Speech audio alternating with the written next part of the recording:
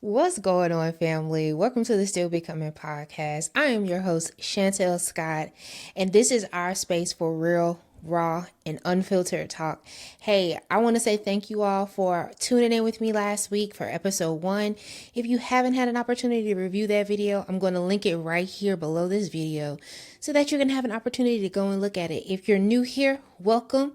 Come on in, take a seat, grab a chair, sit down, let's have a chit chat. That's what we do here. We have chit chats, and I'm so glad you're here. And if you've already been here, and if you're new here as well and you haven't subscribed, please go ahead and do me a favor and subscribe so that you can continue to have a front row seat for our weekly chit chats. All right. So listen, hey, I just want to say thank you all for allowing me to be real, raw, authentic with my emotions last week. Listen, they got a little deeper than I had anticipated, but that's all right. It was real. It was raw. It was unfiltered. It was completely unrehearsed. So I'm so glad that you all were able to join me in that first episode. And I hope that we can continue the conversation this week. So yeah, we're going to continue to talk about grief this week.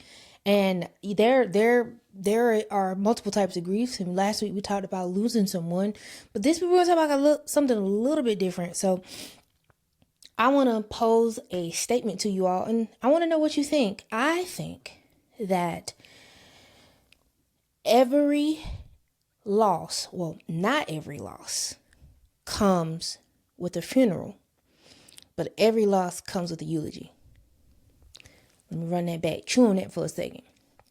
Not every loss comes with a funeral, but every loss comes with a eulogy.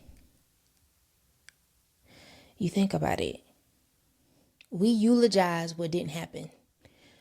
When we do a eulogy, we talk about what happened or the good things, the thoughts that we have. But when something never happened and you eulogize it, how does that make you feel? Have you done that?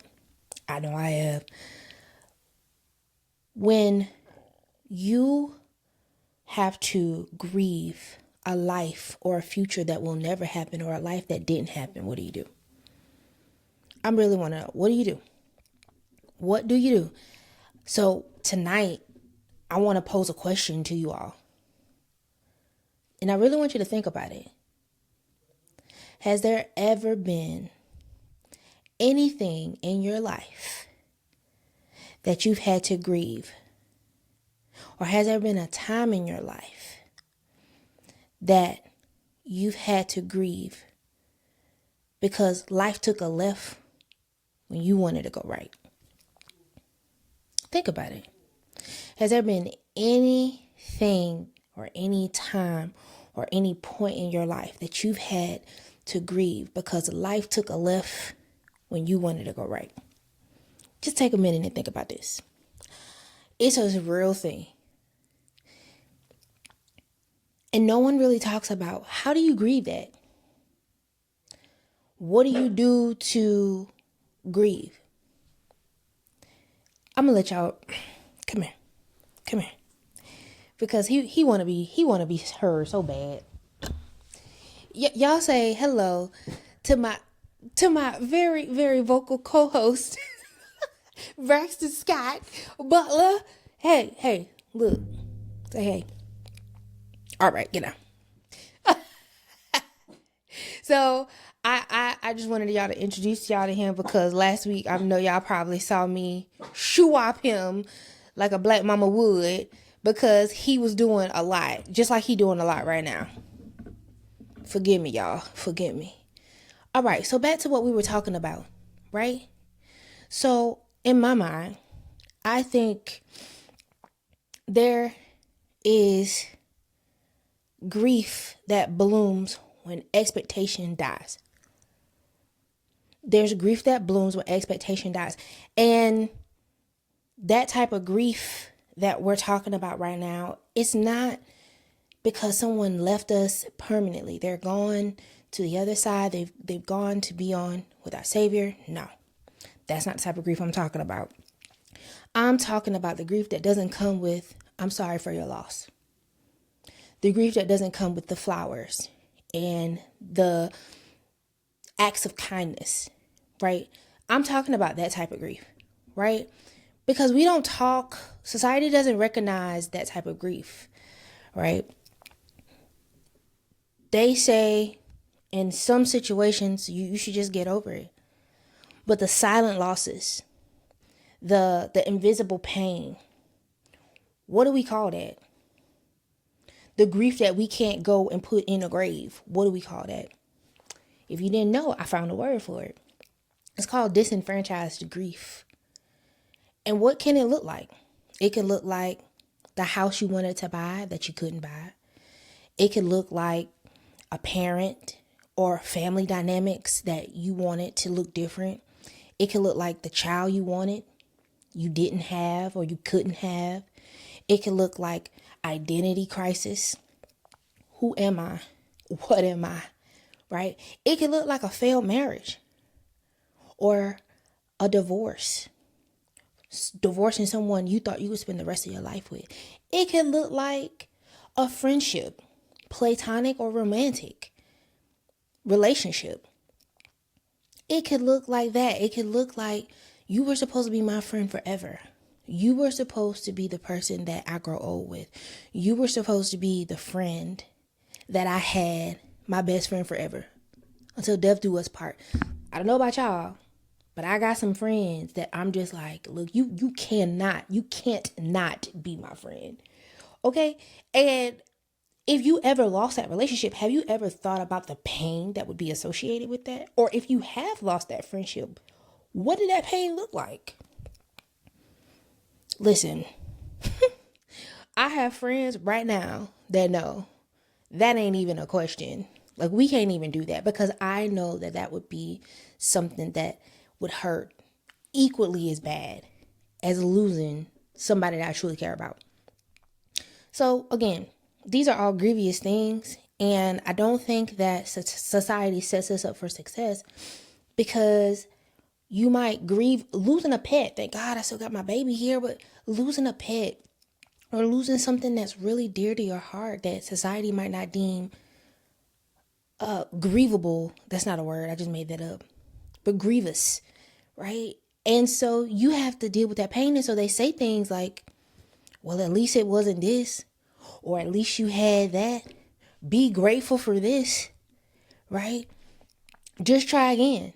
Who wants to hear, I lost my baby? Oh, well, you can try again. You're young.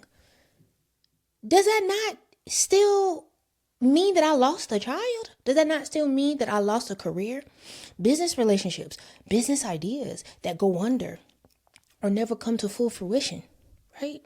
These are all things that we grieve. And I don't think society sets us up for success because they say things, like I said just now, it'll happen when it's time. But that doesn't negate the fact that it already happened to me. And it should be okay for me to grieve those things. There should not be a problem in the world with me saying I'm sad or this broke me. And we don't set safe spaces for people to grieve things that are not materialized. It's easy to go to a funeral and know that that's the final time that you have with this person. But what about the times when there is no funeral, there's no casket, there's no final words, right? There's no, I'm not going to see you again. But you still have to bury or eulogize these thoughts. What does that pain feel like to you all? I want to hear you tell me in the comments. I'm really interested in knowing, what do you do with it? There are things that I can promise you that people don't talk about, that they're grieving right now. And they're not talking about it because society doesn't give them a safe space to do it. Because I'll tell you what society does. They make us feel like our feelings aren't valid. They make us feel like what we're grieving should be, you'll get over it. They make us feel like we're crazy. They make us feel like we can't be emotionally safe to share the things that are bothering us. The things that have died and we have nowhere to bury them. And we can't even bring it to them because we're the problem. it erodes your self-esteem. And it makes you feel a way about feeling a way for grieving. It makes no sense. So one of the things I want to add here, don't be that person. Don't be that person that people can't say, I'm grieving my dog or my animal, whatever animal you choose. I'm grieving a relationship. I'm grieving a miscarriage. I'm grieving a failed career. I'm going to say this. My previous employer, love them down. Shout out to all the people out there working in Brown. Okay? Loved them. But they got rid of thousands of people that had a future in their mind there. Their retirement was set at this employer, and now they have nothing. Do you know how heartbreaking that has to be? And just because I can't put that hurt in the ground, does that mean that I'm crazy for feeling the way that I do? That I'm grieving, that I'm in a mode of depression now because I don't have this thing any longer? We gotta really stop trying to push our brokenness onto other people, because people out here are really hurting for things they've spoken about. Speakable and unspeakable is about what I was going to say, but speakable and unspeakable things. We can't continue to create broken cycles in this world. It costs $0 to be a decent human. Literally. It doesn't take much. So when we're grieving these things, when people are grieving these things, the best thing you can do is make space. Make space. Let them know that you're safe here.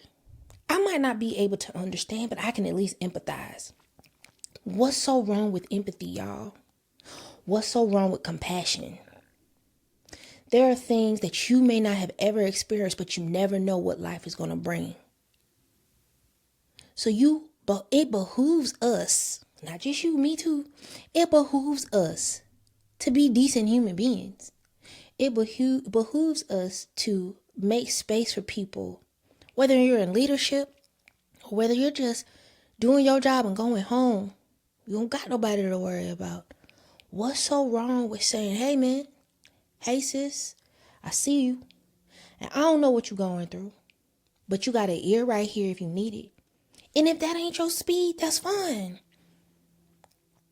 That's fine, but make sure that you leave space for people to be human. We're not robots, bro. There's nothing in this world that should be so egregious that you can't take 2 seconds to hear somebody out. And though you may not have the words, you may not be a comforter, you may not be any of those things. You're not a therapist. I'm not a therapist. But that listening, that moment could be the difference between someone staying here and someone not. Grief is so heavy, y'all. And it's a whole situation. Like, people think grief is solely, well, this person left. Grief is not only what left or who left. Sometimes grieving is who or what never showed up. Sometimes grief is the fact that I won't have this thing. And now I've created an entire future around this idea, around this person, around whatever it is, and that won't happen now. Just because you process things away doesn't mean everyone else does. And we need to bring light to this, because this disenfranchised grief it's a real thing. And I think socially, people don't validate it enough. And it could be a reason why we're losing so many people. Because some people feel like no one understands what I'm going through. And that very well may be true.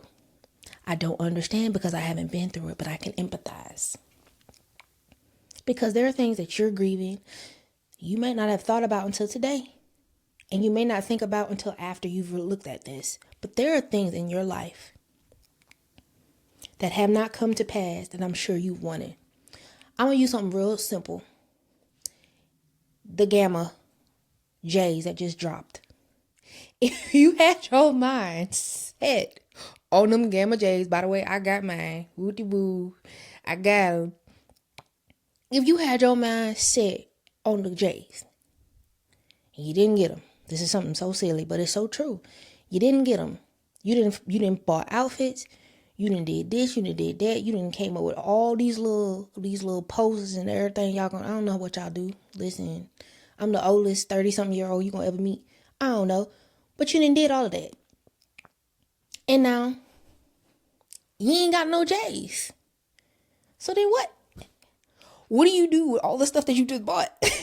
What do you do with all of the ideas that you just had? Yeah, you could pack them away, but if it was something heavier than just the J's,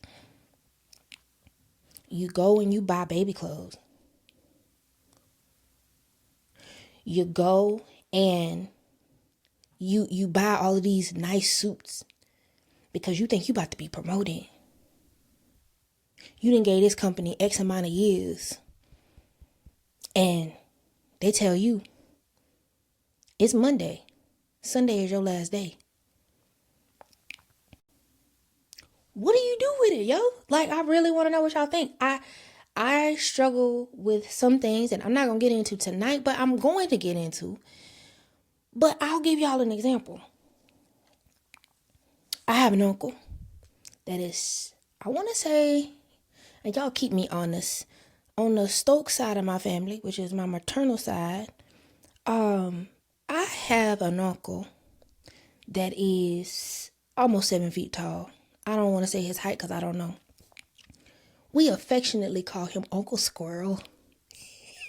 Ain't nothing squirrely about him.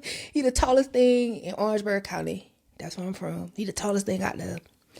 And my Uncle Squirrel was a bad man back in the day. Okay? My Uncle Squirrel was supposed to go to the NBA. And my Uncle Squirrel is currently walking around homeless with nothing. My Uncle Squirrel was shot in both of his knees before he was supposed to go to the NBA. Bam, bam. Took him out. And my Uncle Squirrel has been around, but not been around. And I think the last time we saw him was in May of this year. I had a relative pass away, and he came by. And my little sister, God bless her, was talking to him. And she said, he's just so sad. He talked about how he was all of these things, and he was supposed to go to the NBA. That man never recovered from that, y'all. He like 7 foot tall. He is literally the tallest thing in my family. His dream, his life was altered by someone else's decision to remove that ability from him to go to the NBA. Due to jealousy or whatever it was. I'm not going to speak on it because I don't really know. But my Uncle Squirrel never went to the NBA. My Uncle Squirrel is on drugs. My Uncle Squirrel lives pillar to post. He don't got nowhere to call his own. He don't got a pot to piss in and a window to throw it out of. That man is still grieving. And this was years ago. My Uncle Squirrel gotta be in his 70s or 80s at this point in his life. My point is, grief don't hit us all the same way. This man never recovered. He didn't turn to healing. He turned to hurt. Don't be the reason someone turns to hurt. Make space, y'all. It's easy. It costs $0 and 0 cents to be a good person to anybody. And you might not be able to fix their problem, and it ain't your responsibility. But you can be a safe space. In a world of brokenness, don't be the shard that takes somebody out. In a world of brokenness, don't be the thing that takes somebody over the edge. People are dealing with stuff that they don't speak about. I'm dealing with it. You're dealing with it, regardless of whether you want to admit it or not. Grief is and will always be an unnatural response to love. And what I mean by unnatural, when we love, it doesn't hurt. It doesn't, for y'all married folk, y'all might not agree. Or you might, I don't know. My point is, it's not supposed to turn you cold. But grief does.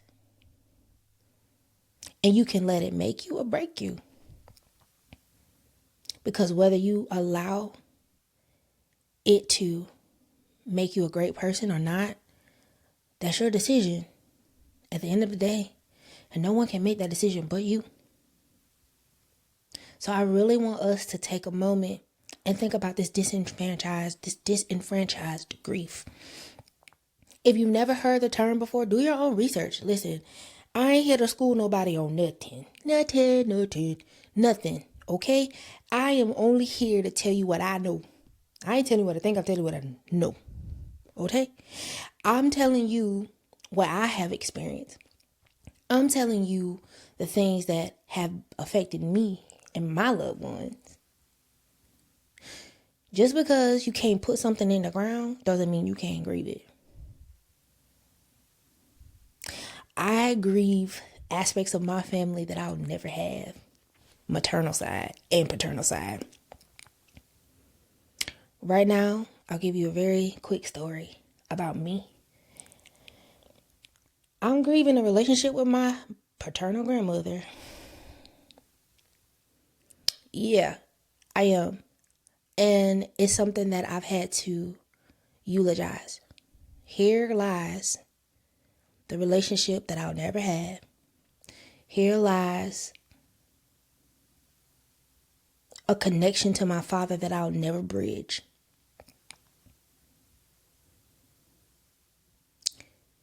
And if you got your grandma or your gammy or whatever y'all call them, it's a blessing, right? And I've had one. I've had a real grandmother, my maternal grandmother. So I know what it's supposed to feel like. But to have something so close and yet still be so far away, that y'all tough.